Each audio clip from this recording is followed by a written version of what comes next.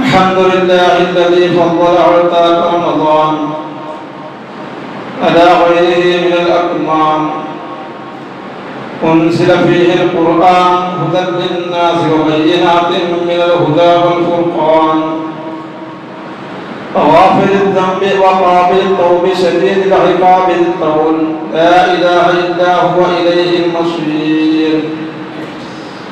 أشهد أن لا إله إلا الله وحده لا شريك له، وأشهد أن محمدا عبده ورسوله.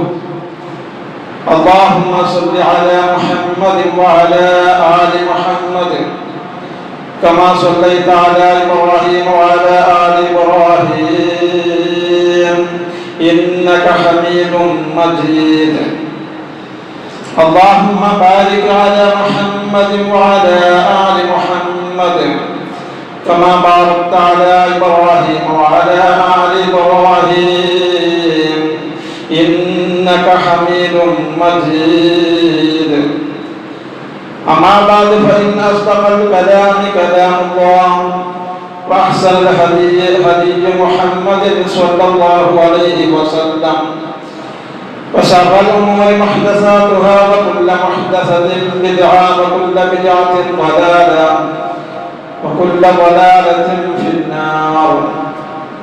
أيها الناس عباد الله، أوصيكم بتقوى الله. أعوذ بالله من الشيطان الرجيم. بسم الله الرحمن الرحيم. يا أيها الذين آمنوا اتقوا الله حق تقاته ولا تموتن إلا وأنتم مسلمون. يا أيها الناس اتقوا ربكم الذي خلقكم من نفس واحدة وخلق منها زوجها وبث منهما رجالا كثيرا ونساء، واتقوا الله الذي تساءلون به والأرحام إن الله كان عليكم رقيبا. يا أيها الذين آمنوا اتقوا الله وقولوا قولا سديدا يصلح لكم أعمالكم ويغفر لكم ذنوبكم، ومن يطع الله ورسوله فقد فاز فوزا عظيما. وهو الذي يقبل التوبة عن عباده ويعفو عن السيئات ويعلم ما تفعلون. يا ബഹുമാനമുള്ള വിശ്വാസികളെ പരമകാരുണികനും ദയാപരനുമായ പ്രപഞ്ച സൃഷ്ടാവായ അല്ലാഹു സുബ്ഹാനഹു വ തആലയുടെ കൽപ്പനകളും നിർദ്ദേശങ്ങളും പ്രവാചകൻ മുഹമ്മദ് നബി സ്വല്ലല്ലാഹു അലൈഹി വസല്ലമയുടെ ചര്യകളും കഴിവിന്റെ പരമാവധി ജീവിതത്തിന്റെ എല്ലാ മേഖലകളിലും സൂക്ഷ്മത പുലർത്തിക്കൊണ്ട് ജീവൻ ധന്യമാക്കണേ എന്ന് സ്വന്തത്തെ മറക്കാതെ ഓർമ്മിക്കുകയാണ്, വസിയ്യത്ത് ചെയ്യുകയാണ്. അല്ലാഹു സുബ്ഹാനഹു വ തആല നമ്മെ എല്ലാം അവന്റെ ഇഷ്ടദാസന്മാരിൽ ഉൾപ്പെടുത്തി അനുഗ്രഹിക്കുമാറാകട്ടെ. പരിശുദ്ധമായ റമദാനിന്റെ രണ്ടാമത്തെ വെള്ളിയാഴ്ച അവന്റെ മഹത്തായ തൗഫീഖ് കൊണ്ട് നമുക്ക് ഇവിടെ വീണ്ടും ഒരുമിക്കാൻ അവസരം കിട്ടിയിരിക്കുകയാണ്. അൽഹംദുലില്ലാഹ്. റമദാൻ എന്ന് പറഞ്ഞാൽ മഗ്ഫിറത്തിന്റെ മാസം കൂടിയാണ്. മനുഷ്യരുടെ ചരിത്രത്തോളം പഴക്കമുണ്ട് പാപത്തിനും പാപമോചനത്തിനും. ആദം നബി അലൈഹിസ്സലാത്തു വസ്സലാം വിലക്കപ്പെട്ട കനി ഭക്ഷിക്കുകയും തെറ്റ് മനസ്സിലാക്കി അല്ലാഹുവോട് പാപമോചനം തേടുകയും ചെയ്തത് ഖുർആൻ നമ്മെ പഠിപ്പിക്കുന്നു. മനുഷ്യ പ്രകൃതിയാണ് തിന്മകൾ പ്രവർത്തിക്കുക എന്നത്. വമാ ഉബർരിഉ നഫ്സി ഇന്നൻ നഫ്സ ലഅമ്മാറത്തുൻ ബിസ്സൂ ഇല്ലാ മാ റഹിമ റബ്ബി ഇന്ന റബ്ബി ലഗഫൂറുർ റഹീം. ഞാൻ എന്റെ മനസ്സിനെ കുറ്റത്തിൽ നിന്ന് ഒഴിവാക്കുന്നില്ല.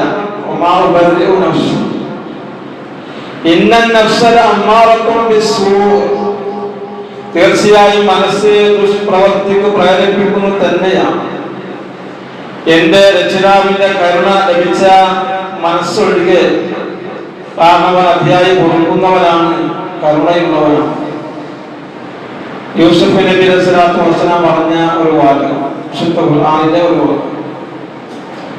അങ്ങനെയാണ് തെറ്റുകൾ സംഭവിച്ചാൽ എന്താണ് ചെയ്യേണ്ടത് നമുക്കറിയാം. സംഭവിച്ചാൽ അവർ പ്രചാരിച്ചു കൊടുക്കും. പാപങ്ങൾ പാപിയുടെ കഴുത്തിലെ ചങ്ങലയാണ്. ഇബ്നുൽ ജൗസി പറയും, പാപമോചനവും പശ്ചാത്താപവും കൊണ്ടല്ലാതെ അത് അഴിച്ചു മാറ്റുക സാധ്യമല്ല. അപ്പൊ ജീവിതത്തില് പാപങ്ങൾ കടന്നു വരും, സ്വാഭാവികം, മനുഷ്യനാണ്, സ്കലനങ്ങൾ ഉണ്ടാവും. മഗ്ഫിറത്തിന്റെ മാസം കൂടിയാണ് എന്ന് സൂചിപ്പിച്ചു. ഉപയോഗപ്പെടുത്തും ഇല്ലേ? അവരെ പറ്റിയ പ്രവാചകൻ സല്ലല്ലാഹു അലൈഹി വസല്ലം 3 തവണ ആമീൻ പറഞ്ഞ കൂട്ടത്തിൽ ഒന്ന് എന്താ? അതിലൊന്നെന്താ? വിശുദ്ധ റമദാൻ സമാഗതമായി കഴിഞ്ഞിട്ട് ഫലം യൂഫർ ലഹു, എന്നിട്ട് അവന്റെ പാപം പൊറുക്കപ്പെട്ടില്ലെങ്കിൽ പിന്നെ എപ്പോഴാണ് പൊറുക്കപ്പെടും? അതുകൊണ്ട് അള്ളാഹുവിനെ വിദൂരത്തിലാക്കട്ടെ എന്ന് മലക്ക് പ്രാർത്ഥിച്ചു. ആമീൻ പറഞ്ഞത് പ്രവാചകൻ സല്ലല്ലാഹു അലൈഹി വസല്ലം. വിശ്വാസികൾ നമ്മൾ ആലോചിക്കണം. ഏറെ വിശുദ്ധരാക്കപ്പെട്ട പവിത്രമായ സ്റ്റേജിലുള്ള മലക്കും അതേപോലെ തന്നെ പ്രവാചകൻ സല്ലല്ലാഹു അലൈഹി വസല്ലമയും രണ്ടാളുകൾ തമ്മിലുള്ള ആ ഒരു വല്ലാത്തൊരു വൈകാരികത നമ്മുടെ ഉണ്ട്. ശുദ്ധ റമദാൻ കടന്നു വന്നിട്ട് പോലും വീട്ടിലുള്ള അമ്മായിമ്മ പോലും നാട്ടും പോലും അവസാനിച്ചിട്ടില്ല. അതേപോലെ മരുമക്കൾ പോലും അവസാനിച്ചിട്ടില്ല. അയൽവാസികൾ തമ്മിൽ ബന്ധം ഇപ്പോഴും അറ്റുപോയ മാതിരിയാണ്. ബന്ധങ്ങൾ ചേർക്കാൻ സാധിച്ചിട്ടില്ല.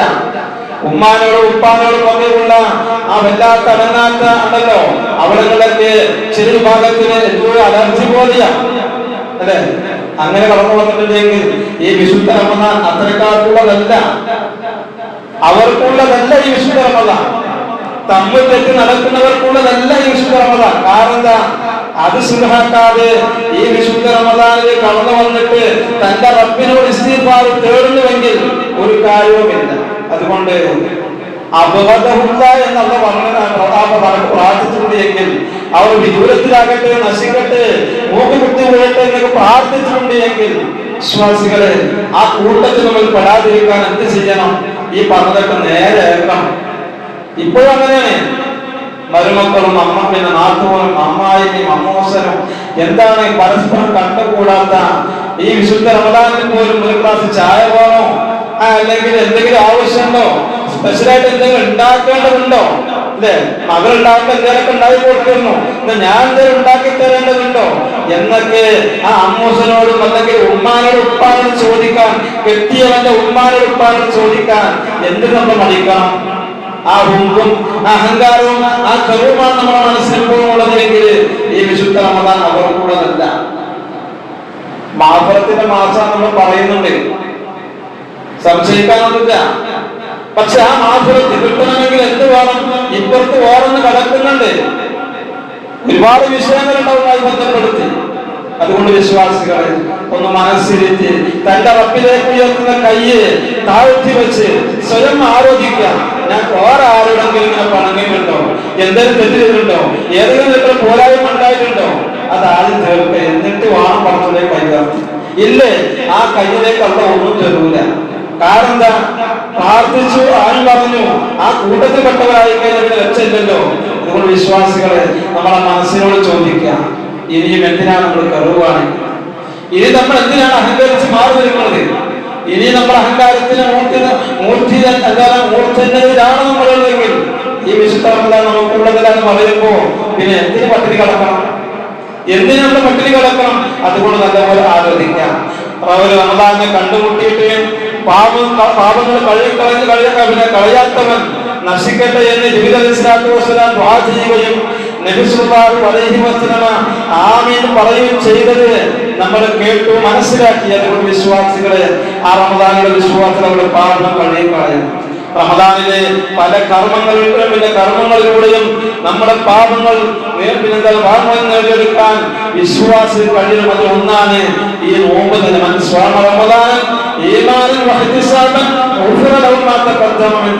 വിശദീകരിക്കുന്നില്ലല്ലോ. ശുദ്ധ റമദാനില് വിശ്വാസത്തോടുകൂടി പ്രതിഫലത്തോടുകൂടി നോമ്പെടുത്താൽ ഒരു ദിവസത്തെ നോമ്പാണ്. അങ്ങനെ നോമ്പെടുത്താൽ അവന്റെ മുമ്പ് കഴിഞ്ഞു പോയ പാപങ്ങളെല്ലാം പൊറുക്കപ്പെടുന്നതാണ് പഠിപ്പിക്കുമ്പോ വിശ്വാസികളെ അതുപോലെ തന്നെയാണ് രാത്രി നമസ്കാരം. അല്ലെ മൻ ഖാമ റമളാൻ ഈമാനൻ വഹ്തിസാബൻ ഗുഫിറ ലഹു മാ തഖദ്ദമ മിൻ ദംബി. അതുപോലെ മൻ ഖാമ ലൈലത്തുൽ ഖദ്രി ഗുഫിറ ലഹു മാ തഖദ്ദമ മിൻ ദംബി.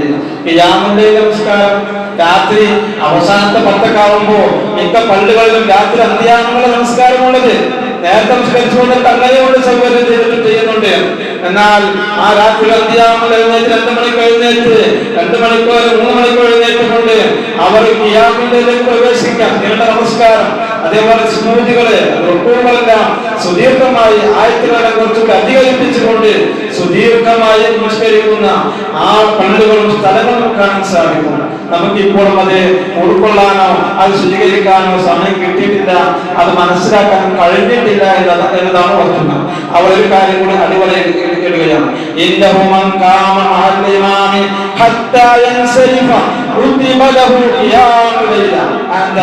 നമ്മുടെ കൂട്ടത്തിൽ ചില ആളുകൾ അങ്ങനുണ്ട്.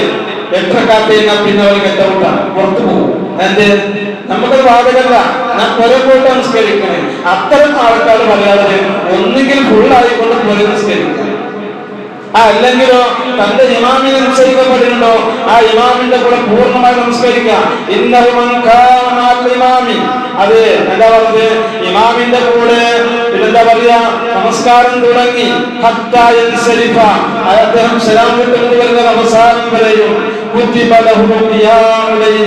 അവരെ എന്താ പറഞ്ഞത്? ഒരു രാത്രി മുഴുവൻ നമസ്കരിച്ച പോലെ 29 ദിവസം നമസ്കരിച്ചാലോ അത്രയും ദീർഘമായ രാത്രി നമസ്കരിച്ച പോലെയാണെന്ന് പഠിപ്പിച്ചുവെങ്കിൽ ആ ഇമാമിന്റെ നമസ്കരിച്ചവർക്ക് മാത്രമേ കിട്ടുള്ളൂ, അല്ലാത്തവർക്ക് കിട്ടൂല. 8 കഴിഞ്ഞിട്ട് വിലക്കൂടില്ലേ, അവർക്ക് കിട്ടാൻ പ്രയാസ. അതുകൊണ്ട് വിശ്വാസികളെ നാം മനസ്സിലാക്കുക, അതുകൂടി അതിന്റെ കൂടെ നമ്മൾ പഠിക്കണമെന്ന് മനസ്സിലാക്കണമെന്നുണ്ട്. ആ ഇമാമിന്റെ കൂടെ പൂർണ്ണമാക്കാൻ ശ്രദ്ധിക്കുക. ആ ഇമാമിന്റെ കൂടെ പൂർണ്ണമാക്കാൻ ശ്രദ്ധിക്കുക. ഇല്ലെങ്കിൽ എന്ത് ചെയ്യാം, അവർ കുറെ പോയിട്ടാണ് നമസ്കരിക്കണമെങ്കിൽ അവർ അങ്ങനെ ചെയ്യട്ടെ. പൂർണ്ണമായിട്ട് എന്ത് ചെയ്യണം, അദ്ദേഹം 11 റക്അത്ത് കുറെ നമസ്കരിക്കുക. അതുകൊണ്ട് ആ ഒരു കാര്യം നമ്മൾ പ്രത്യേകം ശ്രദ്ധിക്കണം. നമ്മുടെ പാപങ്ങളൊക്കെ പൊറുക്കപ്പെടുന്നതാണ്. നമ്മുടെ പാപങ്ങളെ മുമ്പ് കഴിഞ്ഞു പോയ പാപങ്ങളൊക്കെ പൊറുക്കപ്പെടുക. നബി സല്ലല്ലാഹു അലൈഹി വസല്ലം പഠിപ്പിച്ചു, അത്തായിബു മിനൽ ദംബി കമൻ ലാ ദംബ ലഹു. എന്താണ് കാരണം പറഞ്ഞത്? പാപങ്ങൾ തൗബ ചെയ്തവൻ തെറ്റ് ചെയ്യാത്തവനെ കൂടിയാണ്. നബി സല്ലല്ലാഹു അലൈഹി വസല്ലം പറയാണ്, പാപങ്ങൾ തൗബ ചെയ്ത് മടങ്ങിയവൻ പാപം ചെയ്യാത്തവനെ കൂടിയാണ് എന്ന് കൃത്യമായി പഠിപ്പിക്കുക. അതുകൊണ്ട് വിശ്വാസികളെ നാം മനസ്സിലാക്കണം, നമ്മുടെ ശരീരവും നമ്മുടെ മനസ്സും ശുദ്ധീകരിക്കുന്നവരെയാണ് അല്ലാഹുവിന് ഇഷ്ടം. ഇന്നല്ലാഹ യുഹിബ്ബുൽ തവ്വാബീന വയുഹിബ്ബുൽ മുതത്തഹിരീൻ. പശ്ചാത്തപിച്ച് മടങ്ങുന്ന ശുദ്ധി നേടിയവരെയാണ് അല്ലാഹു ഇഷ്ടപ്പെടാണ്. അതുകൊണ്ട് ആ ശുദ്ധിയും ആ വൃത്തിയും ഒക്കെ ആഗ്രഹിക്കുക, അതിനുവേണ്ടി നാം ശ്രമിക്കുക. അതേപോലെ ശൈഖുൽ ഇസ്ലാം ഇബ്നു തൈമിയ്യ റഹിമഹുല്ലാഹ് പറയാണ്, അതായത് ഹൃദയവിശാലതയും ഈമാന്റെ മാധുര്യവും സന്മാർഗത്തിന്റെ പ്രകാശവും അനുഭവപ്പെടാത്തവർ തൗബയും ഇസ്തിഗ്ഫാറും വർദ്ധിപ്പിച്ചു കൊള്ളട്ടെ എന്നാണ്. തൗബയും ഇസ്തിഗ്ഫാറും വർദ്ധിപ്പിച്ചു കൊള്ളട്ടെ. എന്തില്ലാത്തവർ? ഹൃദയവിശാലതയില്ലാത്തവർ, ഈമാന്റെ മാധുര്യവും സന്മാർഗത്തിന്റെ പ്രകാശവും അതേപോലെ തന്നെ അത് അനുഭവപ്പെടാത്തവർ ഇസ്തിഗ്ഫാറും തൗബയും വർദ്ധിപ്പിച്ചു കൊള്ളട്ടെ എന്നാണ്. അത് എത്ര വലിയ തെറ്റ് ചെയ്താലും അല്ലാഹു മാപ്പ് നൽകും. എത്ര വലിയ തെറ്റ് ചെയ്താലും അത് മാപ്പ് നൽകും. അല്ലാഹു തൗബ സ്വീകരിക്കുന്നവരും പാപം പൊറുക്കുന്നവരുമാണ്.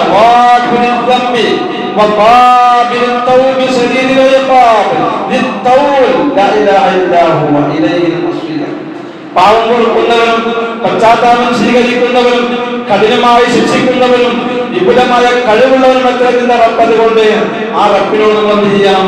ഇസ്തിഗ്ഫാർ തേടിക്കൊണ്ടിരിക്കണം. വഹുവല്ലദീ യഖ്ബലു തൗബത അൻ ഇബാദിഹി വയഅഫു അനിസ്സയ്യിആത്ത് വയഅലമു മാ തഫ്അലൂൻ.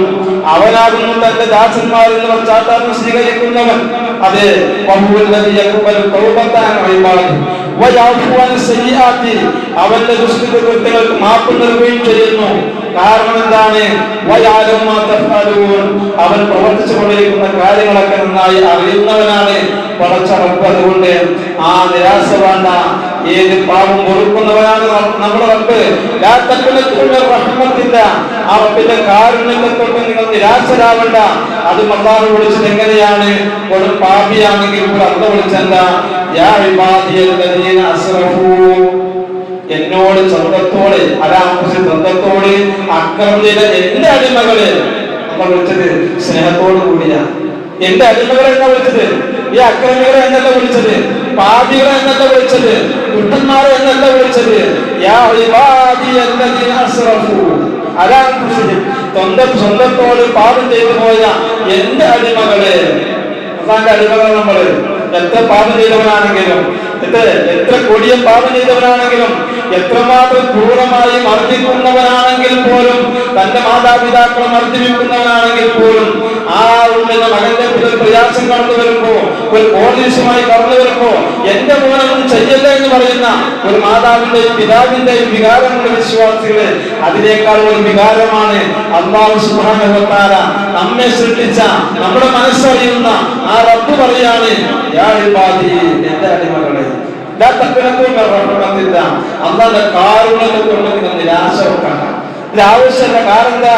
ഇന്നല്ലാഹ യഗ്ഫിറു ദുനൂബ ജമീഅ, നമ്മുടെ പാപങ്ങളെല്ലാം പൊറുക്കാൻ റബ്ബുണ്ട്.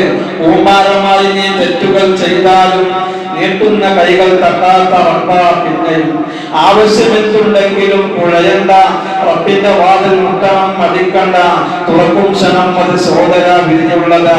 ഖുർആനിലായി നമ്മോട് പ്രഖ്യാപിച്ചതാ, ഉദ്ഉനി അസ്തജ്ബിർ ലക്കും, നിങ്ങൾ എന്നോട് പ്രാർത്ഥിക്കൂ, ഞാൻ ഉത്തരം തരാം.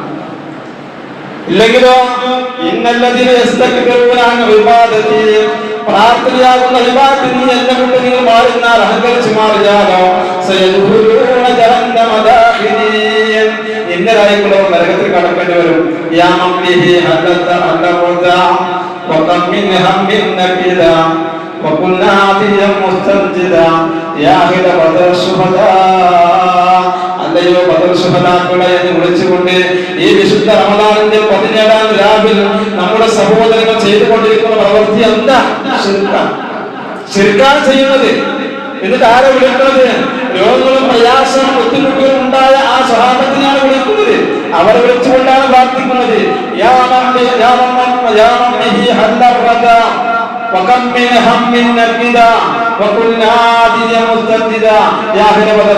പ്രയാസങ്ങളുണ്ട്, ബുദ്ധിമുട്ടുകളുണ്ട്, രോഗങ്ങളുണ്ട്, ഒരുപാട് പ്രശ്നങ്ങളുണ്ട്. അതിൽ ഞങ്ങളെ കാര്യങ്ങൾ പരിഗണിക്കണമെന്ന് പ്രാർത്ഥിക്കാവോ? അതെ, എത്രമാത്രം കടുത്ത വരികളാണ് ശിർക്കിന്റെ വരികള്. അവർ എന്തിനു വേണ്ടിയാ ബദറിലേക്ക് പോയത്? അതെ, ഹക്കും ബാത്തിലും ഓർത്തിരിക്കാൻ. അതെ, അതുകൊണ്ടാണ് ഖുർആൻ എടുത്തു പറഞ്ഞു, യൗമുൽ ഫുർഖാൻ, സത്യം അസത്യം വേർതിരിക്കപ്പെടുന്ന ദിവസമാണ് ബദർ. ആ ബദർ എന്തിനു വേണ്ടിയായിരുന്നു? അല്ലാഹുവിന്റെ അസ്തിത്വത്തെ, ഏകത്വത്തെ വിളിച്ചോതാൻ പ്രഖ്യാപിക്കാൻ. അല്ലെ, അല്ലാഹുമ്മ ഇൻഹുലിക ഹാദിഹി വസ്വാബത ലൻ തുബദ ഫിൽ അർദി അബദ. പടച്ചറബ്ബേ, ഈ കുശംഗമെന്നാൽ ഇവിടെ വെച്ച് നശിപ്പിക്കപ്പെട്ടാൽ നിന്നെ മാത്രം ആരാധിക്കുന്ന സമൂഹങ്ങൾ ഇല്ലാതെ പോകും. അതുകൊണ്ട് ബദറിന്റെ ഈ രണഭൂമിയിൽ പ്രഭാതത്തിൽ ഞങ്ങൾക്ക് വിജയം നൽകണേ, വിശ്വാസികളെ പരിഗണിക്കണേ എന്ന പ്രവാചകന്റെ ഹൃദയത്തിൽ നിന്നുള്ള സൂര്യൻ കണ്ടുകൊണ്ടുള്ള പ്രാർത്ഥന അവർക്ക് സ്ഥിതികൃതാൻ പ്രവാചകനെ ഏൽപ്പിക്കുന്നു വിളിക്കുന്ന പ്രാർത്ഥന കാണാൻ സാധിക്കും. അളവില്ലാത്തൊരു വികാരമുണ്ട്. വിശ്വാസികളെ ബദറുമായി ബന്ധപ്പെട്ട്, ബദറിന്റെ വിഷയമായി ബന്ധപ്പെട്ട്, ചരിത്രവുമായി ബന്ധപ്പെട്ട് അതിന്റെ പശ്ചാത്തലങ്ങൾ കടന്നുപോയാൽ ഒരുപാട് വിഷയങ്ങൾ പഠിക്കാറുണ്ട്. ഇന്നത്തെ ആധുനിക യുഗത്തിൽ പ്രത്യേകിച്ചും ബദർ എന്നത് വേർതിരിക്കേണ്ട, CAയും NRCയും കടന്നു വരുമ്പോ നമ്മുടെ ഉൾപ്പെടെ കടന്നു വരേണ്ട, ഓർമ്മിക്കേണ്ട, നമ്മുടെ വികാരത്തെ അല്ലെങ്കിൽ ഏകത്വത്തെ വിളിച്ചോടുന്ന കൊച്ചു സംഘത്തിന്റെ ഒരു പ്രവർത്തനമുണ്ടല്ലോ, അത് ഈമാനായിരുന്നു. ഈമാനുണ്ടോ വിജയമുണ്ട്, ഈമാനുണ്ടോ വിജയമുണ്ട്. വിശ്വാസികൾ വിജയം ഉറപ്പാണ്. അതുകൊണ്ട് വിശ്വാസികളെ, ആ കൊച്ചു സംഘത്തിന് അല്ലാഹു സുബ്ഹാനഹു വ തആല എങ്ങനെയാണ് ബദറിന്റെ രണഭൂമിയിൽ അവർ സഹായിച്ചത് എന്നതിനെ കുറിച്ച് വ്യക്തമായി പഠിച്ചാൽ ഈ CAയും NRCയും നമ്മുടെ മുമ്പിൽ ഒന്നുമല്ല എന്ന് വിളിച്ചോതാൻ മാത്രമുള്ള ഒരു വലിയ ചരിത്രമാണ് ബദറിന്റെ ചരിത്രം. പഠിക്കേണ്ടതാണ് നമ്മള്. അത് പഠിച്ചിട്ടുണ്ടോ? ഒരു വിശ്വാസിക്കും ഇത്തരത്തിലുള്ള ഈ രീതിയിലേക്കുള്ള എന്താ പറയാ ഓരോ പടക്കം കാണുമ്പോ വറു പിടിക്കേണ്ടവരല്ല, ബേജാറാവേണ്ടവരല്ല. അസ്തിത്വത്തെ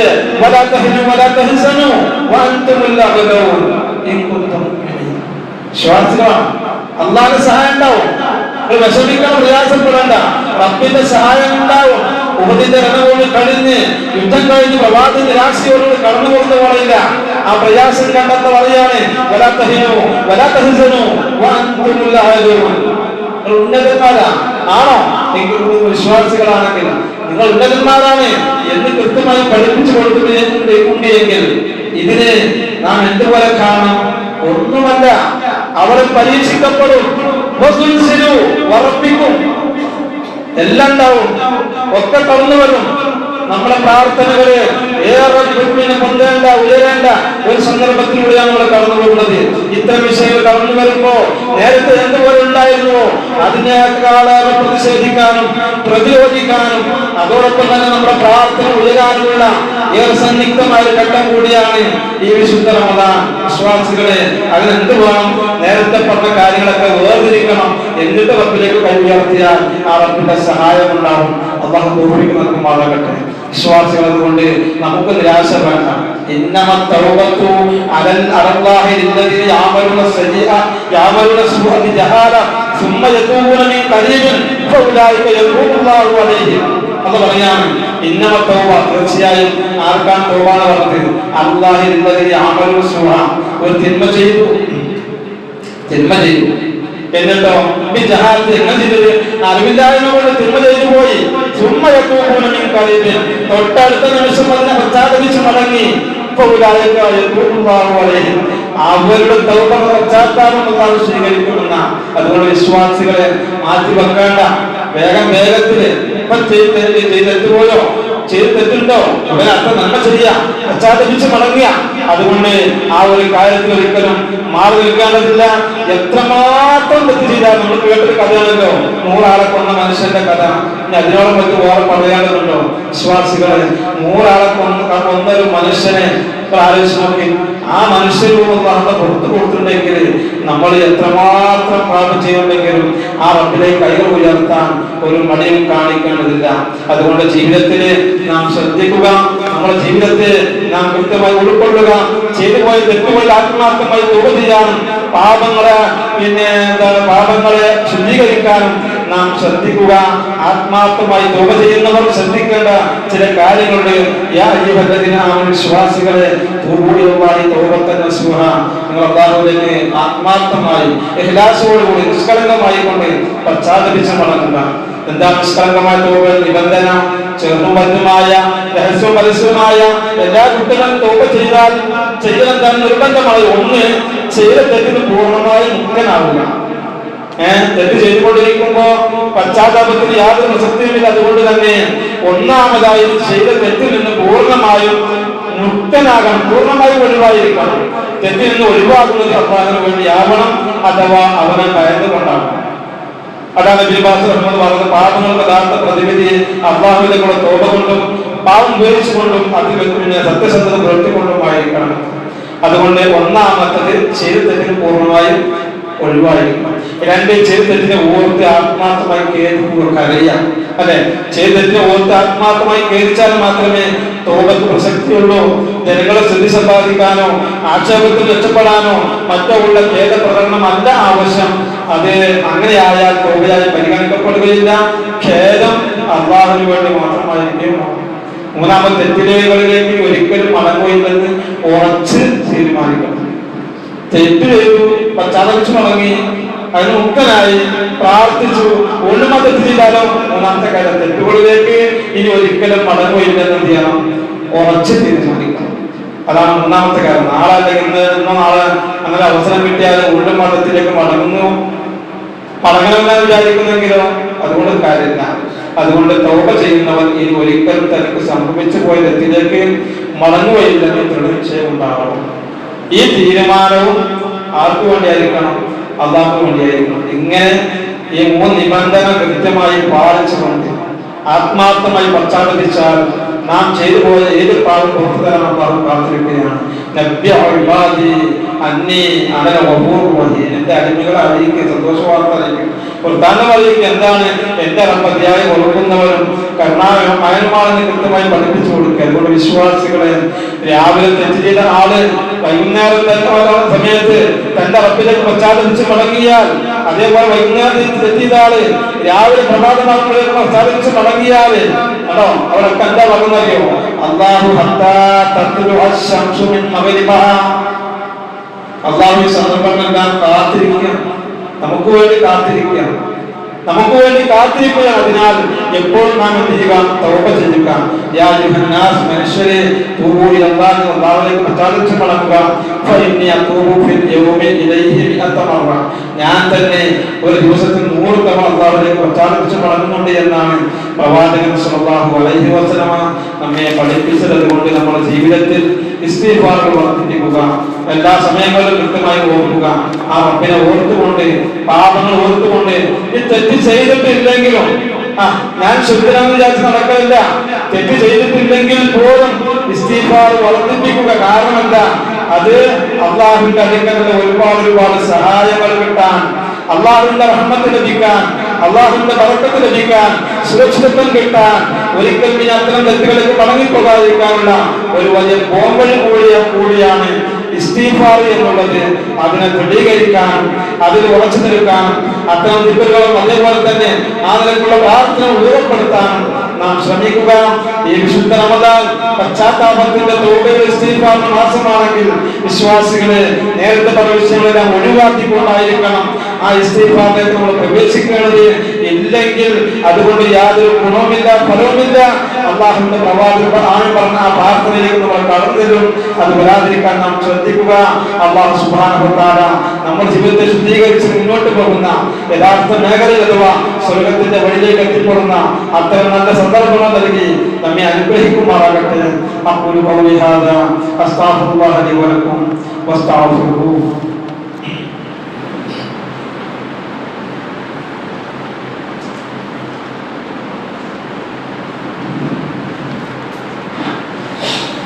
അൽഹംദുലില്ലാഹ് വസ്സലാത്തു വസ്സലാമു അലാ റസൂലില്ലാഹ് വഅലാ ആലിഹി വസഹ്ബിഹി അജ്മഈൻ. അമ്മാ ബഅദ്. ഇത്തഖുല്ലാഹ ഇബാദല്ലാഹ്, ഊസികും സാനിയം ബിത്തഖ്വ.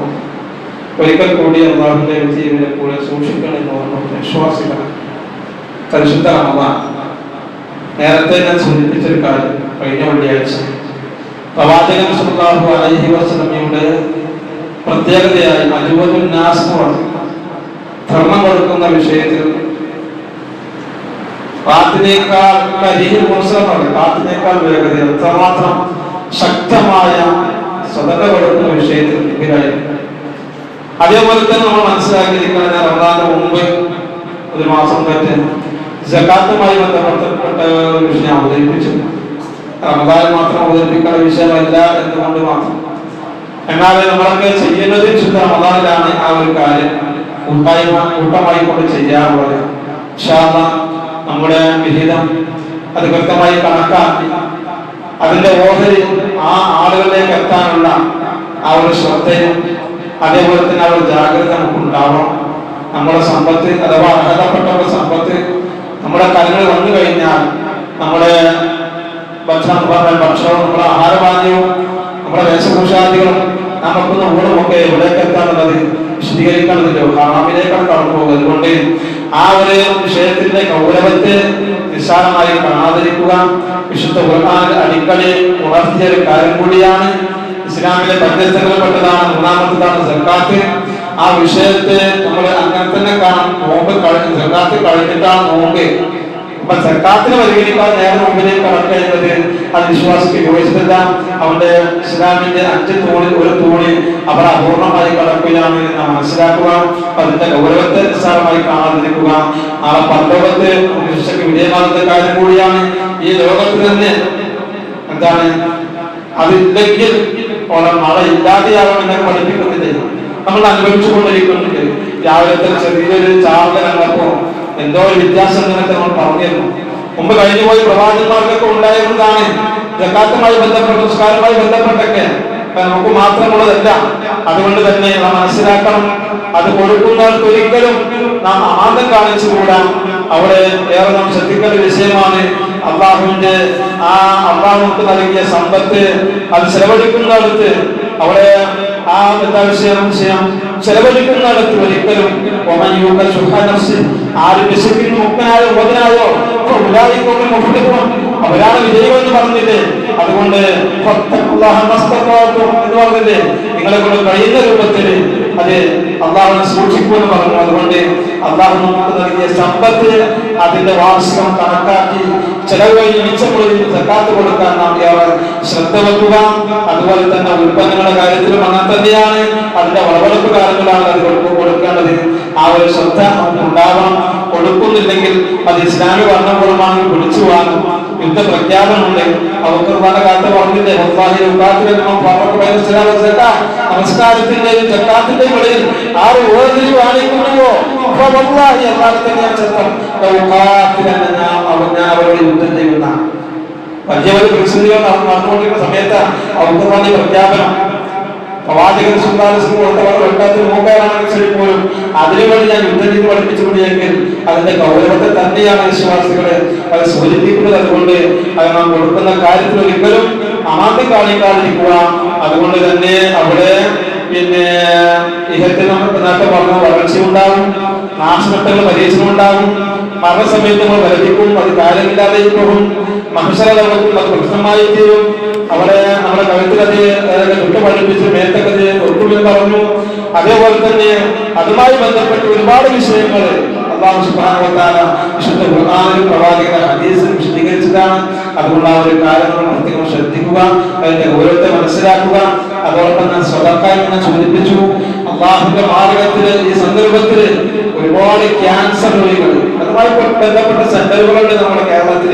അതുമായി ബന്ധപ്പെട്ട സൗജന്യമായി അത് അവർക്കുള്ള സേവനം ചെയ്തു കൊടുക്കുന്ന ഒരു സെന്റർ 3.5 കൊല്ലത്തോളം ഒരു ക്യാൻസർ മെയിൻ പാലിയത്തിന് മുമ്പിലുള്ള ഒരു പള്ളി ജോലി ചെയ്തുകൊണ്ടിരിക്കുമ്പോഴാണ് വല്ലാത്ത ഒരിക്കലും പറയാൻ കഴിയാത്ത ഒരു വല്ലാത്ത രോഗമാണ്.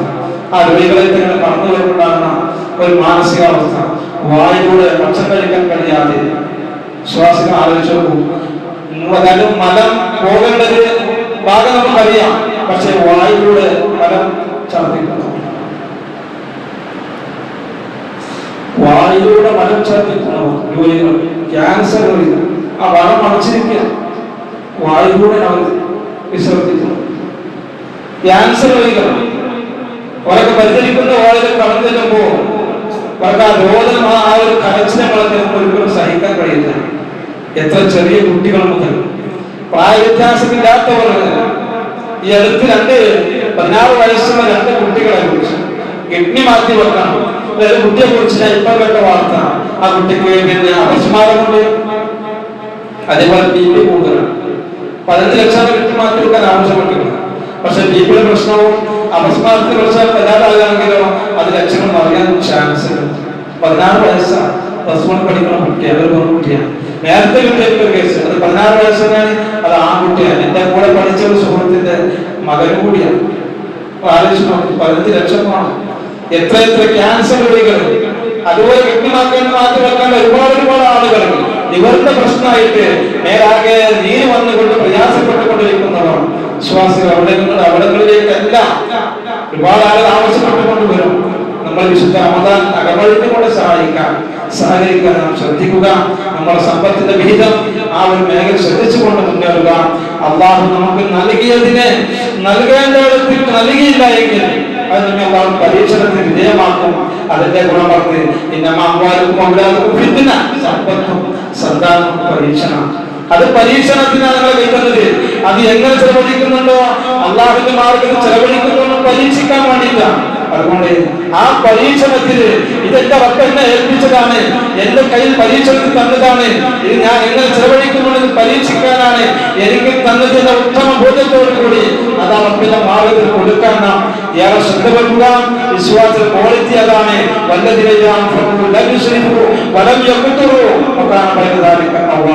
അവർ പൂർത്തടിക്കൂല, പത്ത് പിടിച്ചു വെക്കുകയില്ല, 2 നിലക്കുള്ള മധ്യമ നിലവാരം സ്വീകരിക്കും. ഇസ്ലാം വിദഗ്ധമാണ്, മധ്യമ നിലവാരമാണ്. നമ്മൾ ആവശ്യപ്പെടുന്നതിനാ നമ്മളെല്ലാം മാറ്റി വെച്ചിട്ട് എന്റെ കുടുംബത്തിന്റെ ഇതൊക്കെ ദാരിദ്ര്യത്തിലാക്കിയിട്ട് കൊടുക്കണമെന്ന് പറഞ്ഞില്ല. അതുകൊണ്ട് സക്കാത്തിന്റെ ഒരു ഉറപ്പെന്താ പറഞ്ഞത് 2.5%. നാം സമ്പാദിച്ച മുഴുവൻ കൊടുക്കുന്നു പറഞ്ഞില്ല, പകുതിന് പറഞ്ഞില്ല, മുക്കാലിന് പറഞ്ഞില്ല, കാൽപതെന്ന് പറഞ്ഞില്ല, വെറും 2.5%. ആലോചിച്ച് നോക്കി. അത്രമാത്രം കാരുണ്യവാനായ റബ്ബ് നമുക്ക് നൽകിയ ആ സമ്പത്ത് അതവിടെ കൊടുക്കേണ്ട മേഖലയിൽ ശ്രദ്ധിച്ചില്ല എങ്കിൽ നാം വേറൊട്ടി എത്ര കൈവെത്തിക്കൊണ്ട് പ്രാർത്ഥിച്ചിട്ടെന്താ? മഴ കിട്ടണമെങ്കിൽ അത് കൃത്യമായി പരിഗണിക്കണം വിശ്വാസികളെ. പിന്നെ നിങ്ങൾ ചോദിച്ചേക്കാൻ എന്തുകൊണ്ട് പറയണ്ടല്ലോ,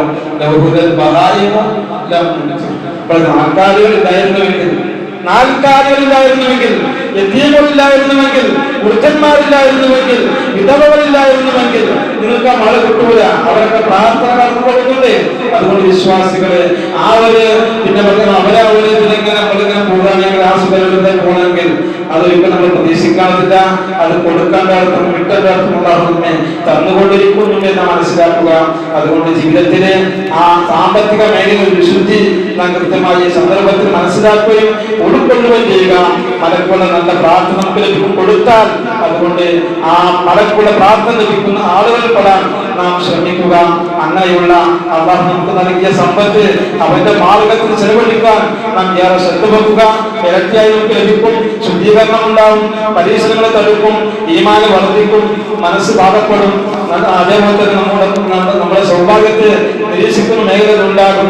ഇങ്ങനെ അവകാശികളെ കണ്ടെത്തിക്കൊണ്ട് ആ ഒരു മേഖലയിൽ ഇത്തരം കാര്യങ്ങൾ ശുദ്ധീകരിച്ച് കിട്ടാൻ നാം നമ്മുടെ സമ്പത്തിനെ കൃത്യമാക്കാൻ ശ്രമിക്കുക. അല്ലാഹു സുബ്ഹാനഹു വ തആല നാം ചെയ്തുകൊണ്ടിരിക്കുന്ന കർമ്മങ്ങളെ അവന്റെ അടുക്കൽ സ്വീകാര്യമായ അമലായി കബൂൽ ചെയ്യുമാറാകട്ടെ. സനാബിൽ എന്ന് പറയുന്ന ഖുർആൻ ഓൺലൈൻ പ്ലാറ്റ്ഫോം അഥവാ വാട്സപ്പ് വഴി പഠിക്കുന്ന ഖുർആൻ പഠിക്കുന്ന ഒരു കൂട്ടായ്മയാണ്. അതിന്റെ ഒരു സംഘാടകൻ എന്ന നിലക്കാണ് നമ്മൾ സൂചിപ്പിക്കുന്നത്. അതിൽ ഒരുപാട് ആളുകൾ, ആയിരക്കണക്കിന് ആളുകൾ അത് പഠിച്ചുകൊണ്ടിരിക്കുന്നു. ഒരുപാട് നല്ല റിസൾട്ടാണ് നമുക്ക് വന്നുകൊണ്ടിരിക്കുന്നത്. ഓരോ സുഹൃത്തും ഓരോ മാസവും ചർച്ച ചെയ്തുകൊണ്ടിരിക്കുന്നു. അതുമായി ബന്ധപ്പെട്ട് അതിന്റെ പിന്നെന്താ പറയാ ക്വിസ് മത്സരം സംഘടിപ്പിക്കുന്നു. അവർക്ക് ആവശ്യമായ പ്രോത്സാഹനം കൊടുക്കുന്നു. അൽഹംദുലില്ലാഹ് വിശുദ്ധ റമദാനിൽ ഖുർആൻ പാരായണ മത്സരം വെച്ചു. ഏകദേശം 79 വയസ്സുള്ള വെല്ലുമ്മ മുതൽ ആ ഖുർആൻ പാരായണ മത്സരത്തിൽ പങ്കെടുത്തിട്ടുണ്ട്. 6 വയസ്സ് മുതൽ കുട്ടികൾ പങ്കെടുത്തിട്ടുണ്ട്. സബ് ജൂനിയർ, ജൂനിയർ, സീനിയർ എന്ന് പറഞ്ഞ് 3 കാറ്റഗറി തിരിച്ചു. 79 വയസ്സുള്ള വെല്ലുമ്മ ആ വിശുദ്ധ ഖുർആൻ കൂടിയ വഴി ഓടിക്കൊണ്ടെങ്കിൽ നിങ്ങൾ ആലോചിച്ച് നോക്കിയ ആത്മാർത്ഥ ഖുർആനോട് ആ സംരംഭത്തിലൂടെ കിട്ടിയ ഒരു വല്ലാത്ത റിസൾട്ടാണ്. ഏകദേശം 80 ചില്ലാനം ആളുകൾ അതിൽ പങ്കെടുത്തിട്ടുണ്ട്. വിശ്വാസികളെ ആ ഒരു സന്തോഷ വാർത്തകൾ അറിയിക്കുകയാണ്. അതിലേക്ക് ഇൻഷാ അല്ലാഹ് വ്യക്തിപരമായി നിങ്ങളുമായി നേരിട്ട് ബന്ധപ്പെടാൻ ഞാൻ ആഗ്രഹിക്കുന്നു. ഒരു കലക്ഷനുണ്ട് ഇൻഷാ അല്ലാഹ്. നമ്മളെ കലക്ഷൻ ഇരിക്കല്ല, വ്യക്തിപരമായി നിങ്ങളുമായി ബന്ധപ്പെടാൻ ഞാൻ ആഗ്രഹിക്കുന്നു. ഇൻഷാ അല്ലാഹ് നിങ്ങളുടെ പൂർണ്ണ സഹകരണം ആ ഒരു വിഷയത്തിൽ ഉണ്ടാകണമെന്ന് കൂടി സൂചിപ്പിക്കുകയാണ്. അല്ലാഹു സുബ്ഹാനഹു വ തആല നമ്മൾ ചെയ്തുകൊണ്ടിരിക്കുന്ന മുഴുവൻ കർമ്മങ്ങളും അവരുടെ അടുക്കൽ സ്വീകരിക്കുമാറാകട്ടെ. നമ്മിൽ വന്നു പോകുന്ന ചെറുപ്പം പത്തുമായ പാടുണ്ടാകും അവന്റെ മഹത്തായ പതിനെ കൊണ്ട് വിട്ടുകൊടുത്ത് മാപ്പാക്കി തരുമാറാകട്ടെ. നമ്മിൽ രോഗികളായിരിക്കുന്ന ഒരുപാട് ആളുകളുണ്ട് വീടുകളിൽ, അതുപോലെ തന്നെ ആശുപത്രിയിൽ, അതുപോലെ നമ്മോടൊപ്പം ഇരിക്കുന്നവരുണ്ടോ ഒക്കെ, അതുപോലെ തന്നെ അപകടം സംഭവിച്ചും ഒക്കെ പ്രയാസപ്പെട്ടിരിക്കുന്നുണ്ട്. എല്ലാവർക്കും പരിപൂർണ്ണ ശിവയും ആഫിയത്തും ആരോഗ്യം പ്രദാനം ചെയ്യുമാറാകട്ടെ. മരണപ്പെട്ടവർ നമ്മുടെ മാതാപിതാക്കൾ, മിത്രാദികൾ, ആദർശ ബന്ധുക്കൾ, പണ്ഡിതന്മാർ എല്ലാവർക്കും മാഫറത്തും മർഹമത്തും നൽകുമാറാകട്ടെ. അവരെയും നമ്മെയും അവരുടെ തെന്നാത്തും ചെയ്ത് പഠിപ്പിച്ചു കൂട്ടി അനുഗ്രഹിക്കുമാറാകട്ടെ.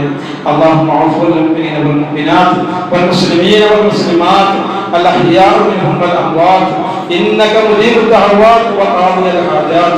ربنا آتنا في الدنيا حسنة وفي الآخرة حسنة وقنا عذاب النار.